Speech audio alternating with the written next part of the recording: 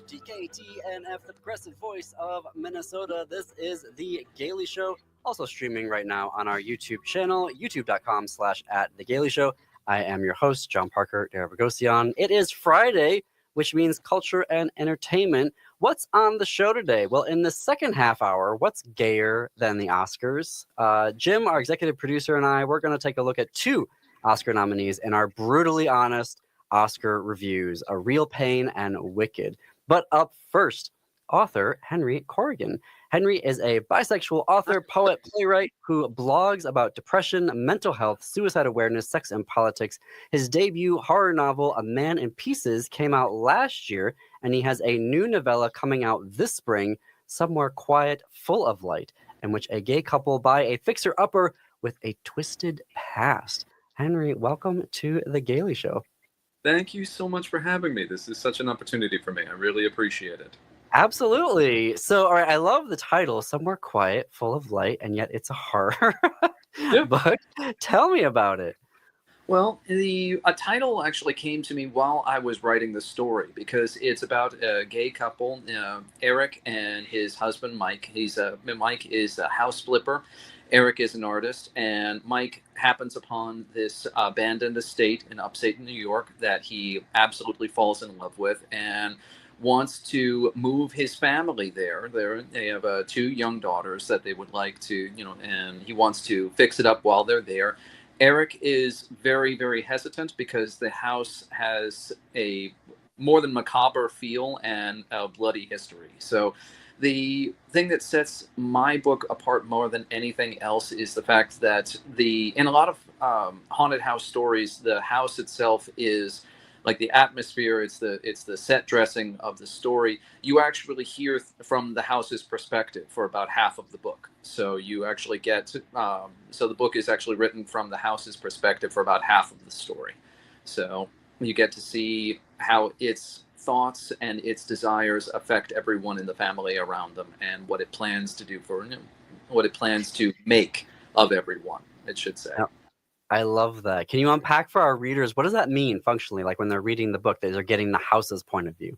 Exactly. It's written from the house's perspective. Like it actually opens the novel to say that the house compares itself to an elderly person, someone who has been ravaged by time, has not been treated kindly. Their family has long since their first family has long since passed away. They're abandoned, they're lonely and they think that they're going to stay that way for the longest time until the rumble of an engine comes along a very lonely drive, and we see Mike for the first time come out to examine the place. And it's not until later that we get the house's impression of Eric, who is the protagonist of it. The rest of the story is written from Eric's perspective, and we get to look at what the house thinks of Eric and especially the family that they bring along with them. And that's the house's biggest motivation is the family itself, not simply for seeing what they raise, or how happy they can be, but for how well they can serve it. So the story itself is very much about the lie of the American dream and about how the dark side of affluence and the grasping or trying to leave poverty, which Eric grew up in, leads the family to unfortunately end up being owned by the very things that they thought they were owning in the first place. Talk to me about how you saw that through a queer lens. I wanted originally that I knew Eric was going to be an artist of some kind, and that's where the story, that's where the title really came from, is Somewhere Quiet, Full of Light, because that's where he's been looking for. That's where he's been looking for the longest time. He grew up poor. He grew up with the family that. He grew up in a family that Hollywood, the type of poor that Hollywood loves to write about, and which is that, he grew up with they were very grasping. They were not very fiscally sensible. So they were the kind that, they would buy cars that they couldn't, or put down payments on cars they couldn't possibly afford, spend lavish amounts of money on coats that they would wear once. Meanwhile, their kids would eat like cereal or go hungry for days on end. And through a queer lens itself, I wanted to really showcase the love that sprang up between uh, Mike and Eric. And there's a lot within the queer lens that we want to push for representation and want to see people be themselves and see like the joy that they have. But I wanted this to be a very complicated story. I wanted this to be people, not just like, it's a happy gay couple with their two kids and the tragedy that befalls them. It's how anybody and everybody, regardless of sexuality, regardless of gender, can be pulled in by the carrot on the end of the stick, the promise that you can get up and out as long as you sacrifice for it. It's what you end up sacrificing that really ends up killing you in the end. Tell me more about that. I think that to me feels like it's a queer look at the house family nuclear, all of that sort of 1950s motif, if you will. Is that something that only queer folks can sort of give a take on? No. Or at least we have a very specific take, maybe. No, what I wanted really was I wanted to showcase. I knew that there was going to be a family involved, and I knew that I wanted to showcase like I said, people being people, not just. And one of the things that I think that is really important in terms of a queer lens itself is that you have like the queer tropes that people deal with or that they come to expect. And I think it was a comment that I do not recall who had said it, but I read the article the other day that they had said that as a queer person, one of the things that they would want is that eventually, when you're writing a book, you're not talking about, it's not like, okay, this is an LGBTQ book or this is a queer book or anything like that. This is like LGBTQ fiction. It's just fiction. It's, these people are as much people as anyone else. So there's absolutely this could befall a heteronormative couple. This could not befall anybody, but it's the reason that they are there is because they have a right to be there. There's just as much people as anybody else, and they make mistakes. They have very dark sides, unfortunately, and they face tragedy just as much as everybody else. So I wanted to showcase the love and light and humor that is present in their relationship, and I wanted to showcase the destruction that comes to it. So, and I thought that would really resonate with people, the queer community and even the straight community, because then at least it would help with representation for one side and help people to understand that it's just people. It's just fiction, no matter what the characters and what sexuality of the characters are. Are you able to give us any, without doing any spoilers, insight into the house's bloody past? Yes. My favorite part of writing the book to begin with was actually not something I had planned on. It was actually something I found as I was writing it, was the first family. It's the people that were originally built the house and brought it to life and bid it feed. And the house itself is very much faux Victorian grandeur, and it's only about 70 years old. So it was built in the style of a era that had already long since passed, that someone had a grand nostalgia for, that wanted to emulate it. And it's a very nouveau riche type of grasping. And the first family is Eric. By this time the story opens, the first family is long since passed. So the matriarch, the two daughters, the uncle at the time, they're no longer active in the story itself. But Eric encounters the family in a portrait type of way as he's cleaning out the house and as they are rearranging things. And the longer that they stay in the house, the greater of an influence the house has on Mike. So, like I said, Eric is very much an artist. He's done portraits of, or at least paintings of the family in his own way, and he's got his own artwork. Comes down one day to see that his daughter is talking with a boy, showing some interest in a kid that she met after they moved in, and sees a portrait of the first family sitting above the mantle, and is staring. It's like, what in the world is that doing here? And Mike is half gone, I think, at this point, or is half under the influence of the house, and is just looking at it and is going, "It's like that. That's where it's supposed to be." What do you mean? That's where it's supposed to be? This is that's not our family. It's I'm not entertaining our daughter's potential new boyfriend with gruesome Gertie and the rest of the family staring down, the rest of these the rest of the first family staring down at us. So it becomes. Do you remember? I know this is an odd aside, but do you remember the Christmas Story, the fight over the leg lamp? Yeah. Yes. Think of it something like that, only with life or death consequences. What brought you to this book to tell this story? What inspired you? The Lie of the American Dream is my absolute favorite windmill to tilt at, because I've had so many nightmares about mortgage bills and just general like home ownership problems that I've had over the years. And that was actually the impetus for my first novel, which was A Man in Pieces, about a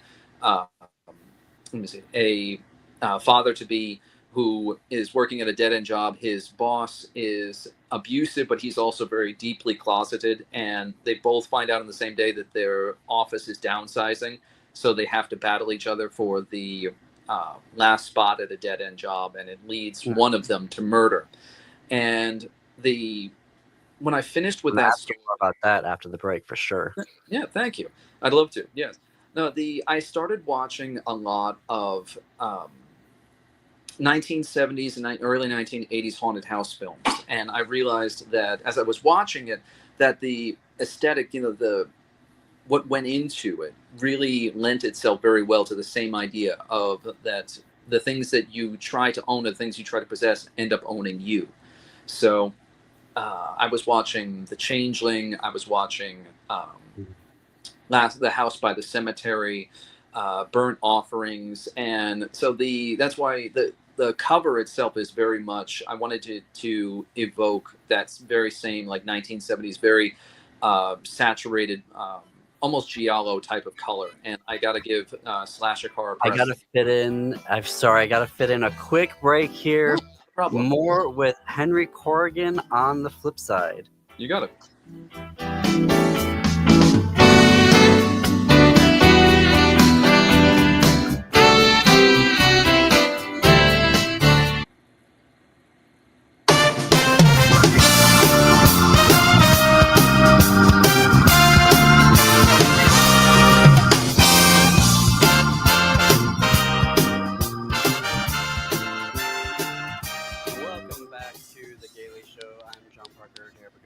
It is 21 minutes past the hour. We're here with Henry Corrigan, author of the upcoming novella Somewhere Quiet, Full of Light. He is a regular contributor to Medium. You can read his work there, medium.com/@HenryCorrigan. That's 2 R's. His debut novel, A Man in Pieces, came out last year. But I want to continue what you were talking about before the break there, Henry, the inspirations that you had, and you were watching a number of films from the 70s.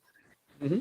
Now, I love a lot of the original 1970s haunted house films. Actually, even further back, I can still remember my mother showing me the original The Haunting of Hill House, which is from the 50s, and still one of the scariest films that I've ever seen, even compared to today. And the fact that it still holds up is amazing to me.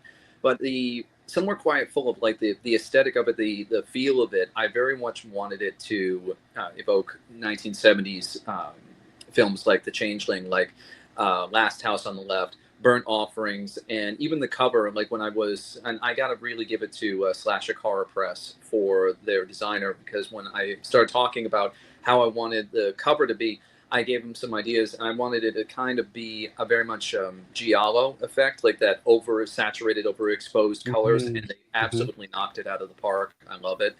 And so it was, and one of the things that I love about the 1970s films is that the horror of it is very much psychological for a lot of the time, because you're not, like, there's no jump scares, there's no creepy shadows in the corner. It's all about the influence that the houses have on the inhabitants over time. and what the, not just simply like the presence of the house itself, but what the house offers, the affluence, the grandeur, the potential for looking down on everybody else and saying, I've made it, screw you. That's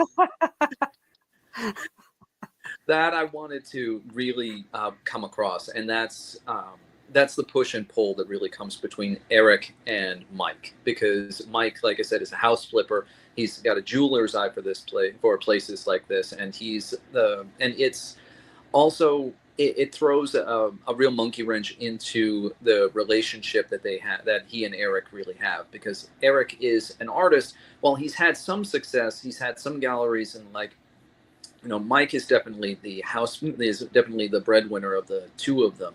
So it's one of the biggest feelings that I think the 1970s films really touch upon is the idea of guilt. It's the idea of, it's like, you know, we can't pass this up.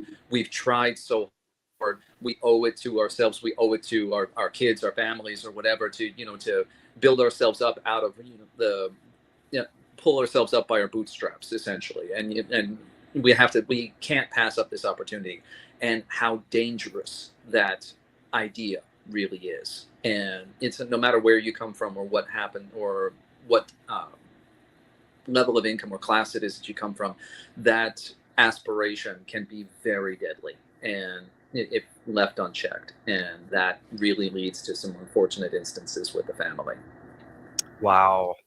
Well, it comes out in May. We've included links in our show notes and on our website at am950radio.com for folks to pre-order it. But what folks can purchase now is your debut novel, A Man in Pieces. It has an excellent log line. How far would you go to have the life you've always dreamed of?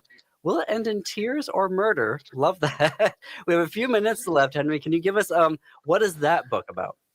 Well, like that book is about my nightmares originally. Yeah. Honestly, I was waking up in the middle of the night, cold sweats, the whole nine, about bills, about mortgage. I mean, I've in full disclosure, the Somewhere Quiet, Full of Light deals with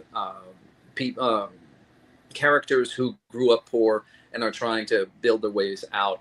A Man in Pieces is very much middle class. I have never been poor, and while I have been while I've worked very, very hard, put a roof over my family's head, keep everybody safe, I have been very, very lucky. All right, I will go to my grave saying that I've been very, very lucky. So, and I think with A Man in Pieces and with Somewhere Quiet, I wanted to make sure that everybody understood that hard work, when it comes to like moving from one class to another, is definitely part of it, but luck is absolutely a determining factor as well, and it's not something that you can predict. And A Man in Pieces is very much about a father-to-be whose wife is on bed rest. He is working a dead-end job that he absolutely hates, but he can't live without. His abusive boss is very deeply closeted, and his health is failing, his marriage is falling apart, and they find out on the same day that the company is downsizing, and they can't take everybody. So they've got to battle each other for the last spot at this dead-end job, just to stay alive. So it's all about the pressures of middle class. It's all about the pressures of trying to keep yourself afloat. And it's also about toxic masculinity, how a lot of men will internalize, and just the way that I did, the need to not break down, even when you are breaking down by inches. Did your nightmare stop after writing it? No, I wish. No, I still have nightmares. I still wake up in the middle of the night. I worry about my family. I worry about my job. I worry about everything. And especially in the state of the world as it is, I regularly wake up in the middle of the night. But the writing A Man in Pieces helped me get a better grip on the nightmares at the time. It helped me understand where I was really coming from, and it gave me an outlet. And it was my first novel. It's my book baby, and it's something that I'm immensely proud of. It was a lot of fun to be able to write it. And to give you an idea as to the nightmares itself, when I first wrote the draft for the story, I didn't shop it around, but I gave it to some friends of mine. My very first published work, my first published writing wasn't in horror or psychological thriller. It was actually in erotica. And I belonged to a writing group in erotica, and they were the first people to see the book and see the first draft and help me figure it out. And the kind people who read it originally all said the exact same thing. They said it's beautiful, but it's oppressive. It is one bad thing after another, after another. There's absolutely no let up of this. And I said, yeah, that's kind of how my nightmares play out. And they said that, they said that while they understand where I was coming from, it would take a very stalwart reader to be able to just deal with one bad thing after another. And they said that if I brought some light, some humor, some warmth into it and built up the relationships between certain characters, it would not only read better, but it would actually hurt more and for the reader and itself. And they're right. As counterintuitive as it sounds, it's kind of like a roller coaster. You have your highs and you have your lows. When you have the beautiful... I want to continue that, but we've got to wrap up our time here, Henry. Folks, you can pre-order and order Henry's books. Go to our website, am950radio.com. We'll also include links for being able to connect with him on social. Henry, thank you for joining us on The Gaily Show. It's my pleasure. Please. Thank you so much for having me. I really appreciate it. And stay tuned after the break. We'll be back.